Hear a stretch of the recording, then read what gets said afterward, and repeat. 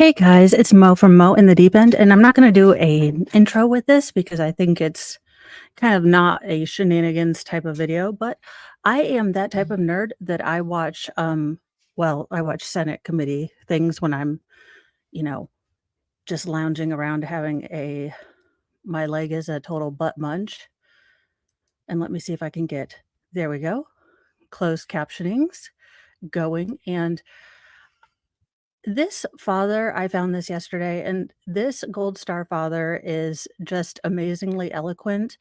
And it's not often that I find CNN's or, anything on Senate that I want to share with anyone because usually it's a bunch of shenanigans and very partisan. But having had several family members that have been deployed over in Afghanistan and Iraq and a bunch of people.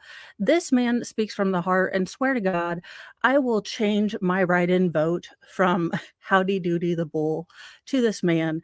And this man deserves a beer at every bar that he gets. And I really don't have much more to say other than I really wanted to just amplify this and share it. And I probably won't break in too much other than to say hell yeah at certain points. But it's a travesty that this auditorium wasn't full or this atrium or wherever it is that the Senate holds these, uh, you know, mostly these show things where the Senate listens to people and then nothing ever gets done because, it's our government. So this is where, um, unfortunately, these Gold Star families had to go after they lost their children and our resident and chief decided to look at his watch for 18 years as they got home. But I believe that this father gave the appropriate double deuces, middle fingers, FUs, and it was eloquent, it was beautiful, so I will share it with you all. Marine Lance Corporal Jared Schmitz, who was killed at the age of 20 at the Abbey Gate in Kabul, Afghanistan on August 26, 2021. I identify as a father, a husband, a pissed off, fed up American patriot, and now, thanks to this administration, a Gold Star dad, a title no one ever wants to have. From the age of 3, Jared has always dreamed of being a Marine. Once he made it into his sophomore year of high school, he was hard set on becoming a Marine, his next move after graduation. Little did he know, or I know, that would end up being his final major decision in his life. 2021 rolls around quickly. He says he's getting to come home to see us and his brothers and sisters because he's finally getting to go home on his first deployment to Jordan. I could see the excitement and nerves in his eyes, similar to when he left for boot camp. And if you've been a family of someone who's deploying, I mean, you can't even imagine the amount of different emotions, and you know that some of these people that are these kids, these kids that are deploying, some of these guys, it has been their dream to be army guy, army dude. S Youngest, most feral, he wants to be an army guy or a police officer. So some of these guys, this has been their dream since we feral ones. The unknown could always be a scary thing, but the thrill to see the world also drove the excitement. He felt like he was finally getting the chance to make a difference. He felt by becoming a Marine, he would make that difference a reality. To know Jared meant you knew he always looked out for the little guy. He was the type of young man who looked out for everyone, especially those not capable of looking out for themselves. While in Jordan, he trained with his fellow Marines as they honed their skills to perfection. He earned the right to shoot and train with a designated marksman. So I again reminded him of the opportunity that he could be a sniper someday. He says, "Nah, Dad, too much math." I feel you. Mathing is no mathing. Little did we know at that time that a sniper of all people would be the first and biggest asset that we would meet later on, named Tyler Vargas Andrews. Thank you again, sir, for being here. Jared reached out to me in mid-August and said they were sending him somewhere he couldn't talk about. I knew it had to be Afghanistan. We followed the news back home about what was going on and knew that had to be the place. Ever since Biden decided to ignore all reliable intelligence from his top advisors and close Bagram Air Force Base, in July 1st, 2021, which directly and immediately led to the Taliban's taking back most of Afghanistan that our warriors previous had fought so hard to control.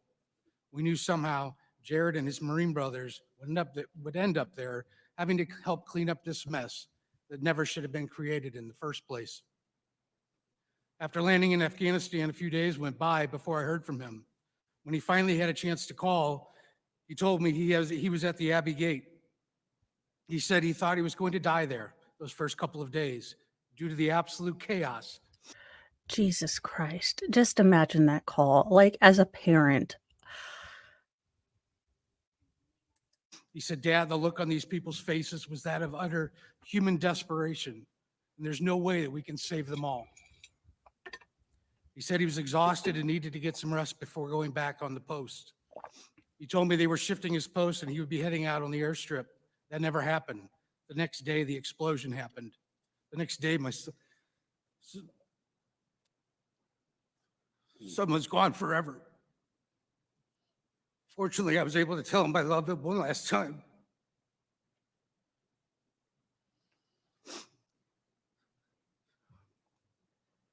Jared would have made a wonderful husband, a father. He wanted to go into law enforcement after the Marine Corps, but changed his mind after seeing how our police have been being treated the first year of Biden's administration. He had mentioned taking over the family business someday, and that couldn't have made me happier. All these things have been stripped from us now, and none of them will happen. He will never have the sun shine on his face again.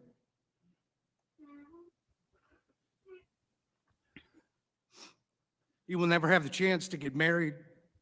He will never experience the joy of being a father, and he would have been one hell of a dad. We will never meet our grandkids. Our family name died that day.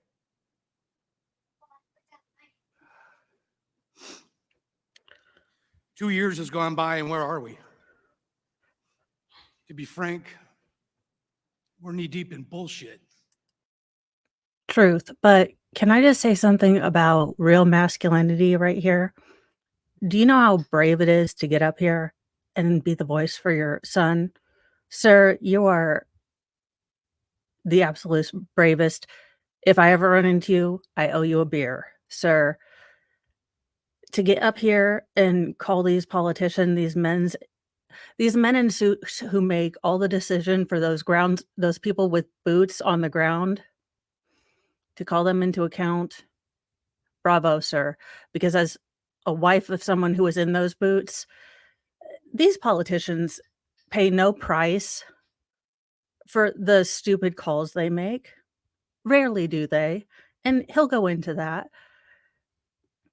And to all my, fellow, wives, to the people that actually served, y'all did a great job.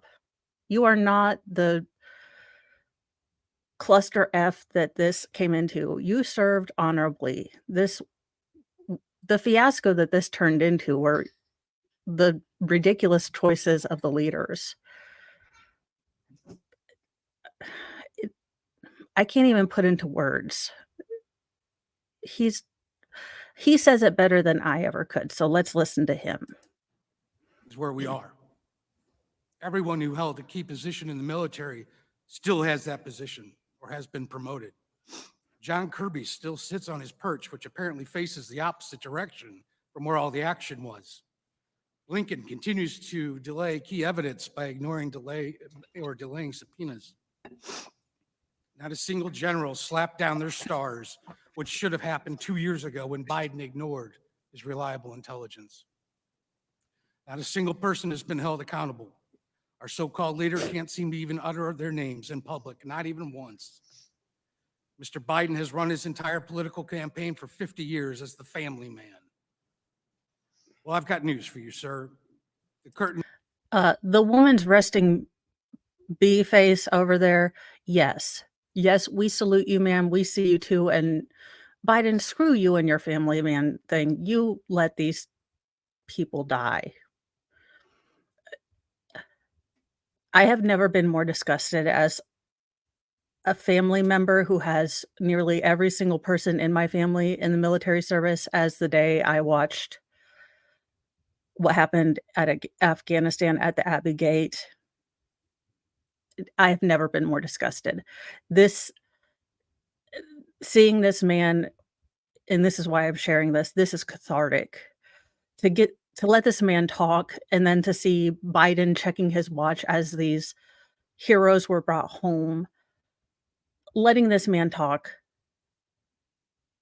finally letting him get to speak for his son, letting these eh, and this this room should have been packed, and it wasn't, and that pisses me off. But Curtain has been lifting, and that campaign slogan will never work again. We have seen what's going on in your family, and even worse, we've seen how you've been treating us as Gold Star families. And there couldn't be anything more disgusting and cowardly than the way you have treated us. You are a disgrace to this nation. You have no business having ultimate command over our military, and I regret not saying that to your face when I had the opportunity in Dover. I felt it more important to bite my tongue, but I also had more important things on my mind at that time, like receiving my son's lifeless body stateside. While I stood there on the tarmac, watching you check your watch over and over again, all I wanted to do was shout out, "It's 2:30, asshole." amen. But out of respect to the other grieving families, I bit my tongue once again. Well, as you could probably tell by now, I'm done biting my tongue.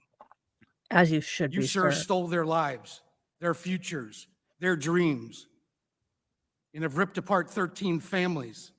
You cannot even man up and admit that. You, sir, gave us all the title Gold Star family. You, sir, discredit honor and integrity.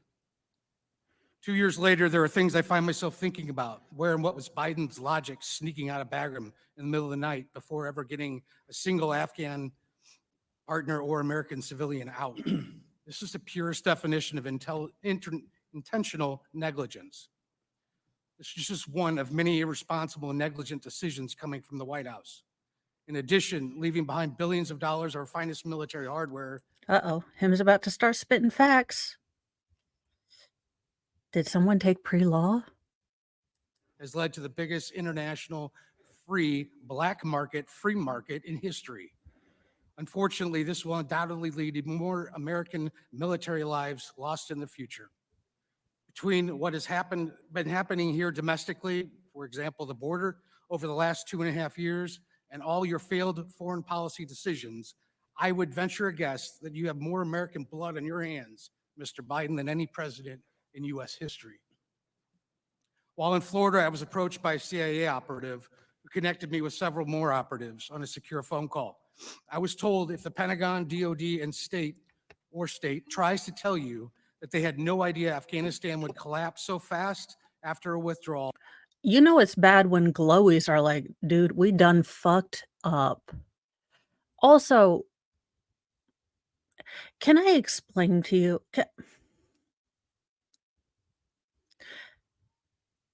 listen, I get that what he's saying might not be everyone's political cup of tea, and, I get that. I get that, not everyone's gonna there might be some people that just love our current president. I get that, but this man has every right to have the most epic hate boner for our resident in chief that he has forever.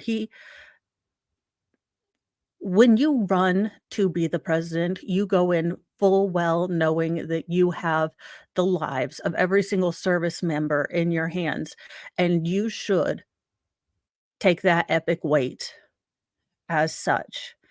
And to make such strategery mistakes as he did, to where it's almost like he didn't even play the game of Risk as a child.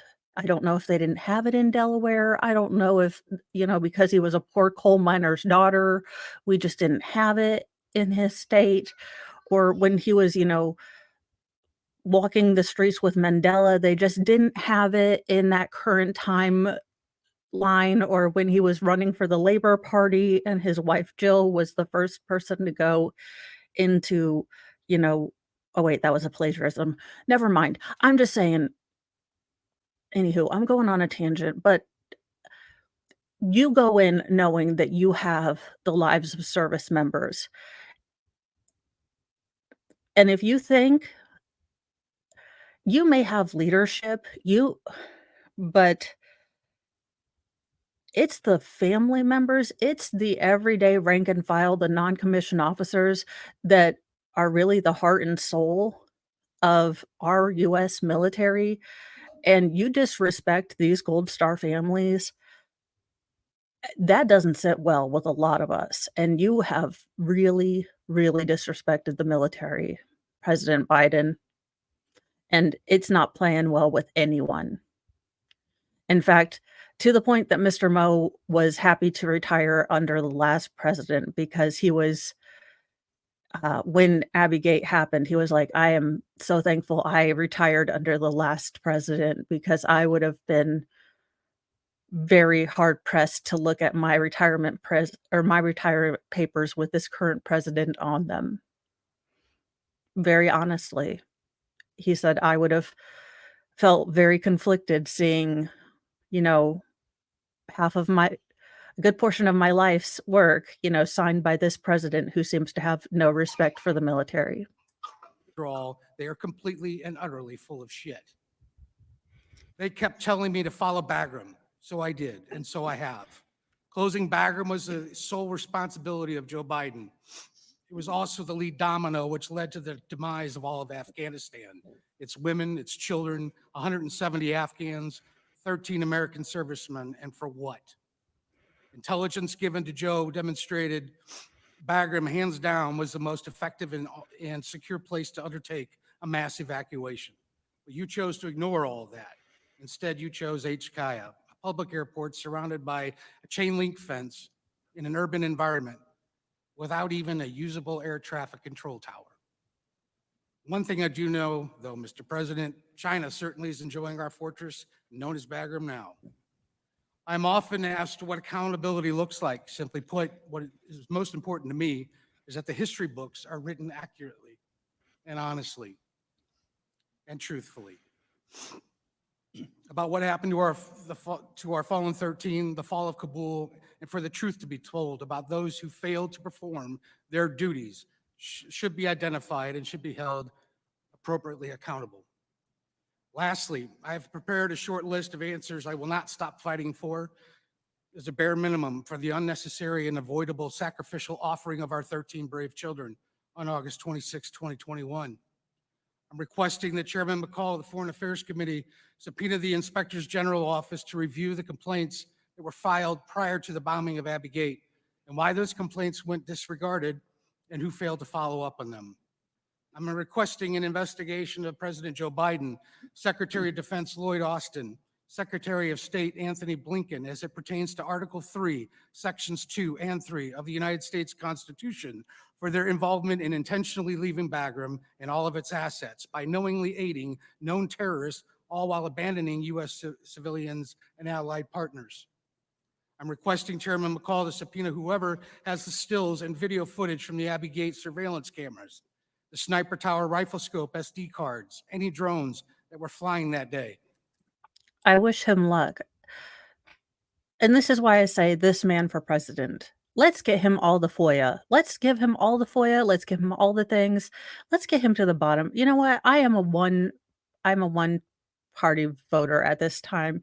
Let's get him all of the stuff. Let's make him in charge of the military because you know what? I'd rather have someone who's lost someone and, absolutely will put our military members first. I'm tired of people that are gung ho for, going all balls to the wall in Ukraine with no skin in the game. It's never these politicians' kids going to the front line. It's always you, me, and our sons and daughters going to the front line. It's never their kids. It's never Pelosi Jr. It's never, you know, Mitch McConnell Jr. It's never Romney Jr. It's always, Joe and Schmo Smith Jr. And we always end up in this chair right over here, with these family members over here asking what the heck went on, in endless committee meetings, with everyone saying, well, in some committee we've checked into it and well, we've done our investigation and the government is okay. So, no, this man for president, give him all the information. I'll be a one issue voter at this point. Get this man the information, take care of our military families. He'll secure the border, sounds like too. So, I'll be a two issue voter. As well as all SD cards seized from cameras worn by our military on the ground that day at Abbey Gate, and any other surveillance equipment used, not already mentioned, so that the committee can see for themselves exactly what happened over there. And finally, answers to the questions from Tyler's entire testimony. Why did NCIS or FBI never interview him? He was easy to find at Walter Reed. How could you send Pentagon officials to Gold Star family living rooms to present your conclusive investigative reports?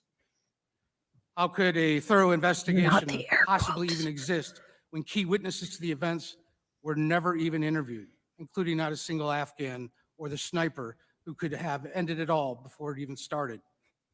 How could it just be acceptable that our snipers cannot get an immediate and straight answer from their commanding officer at such a crucial moment?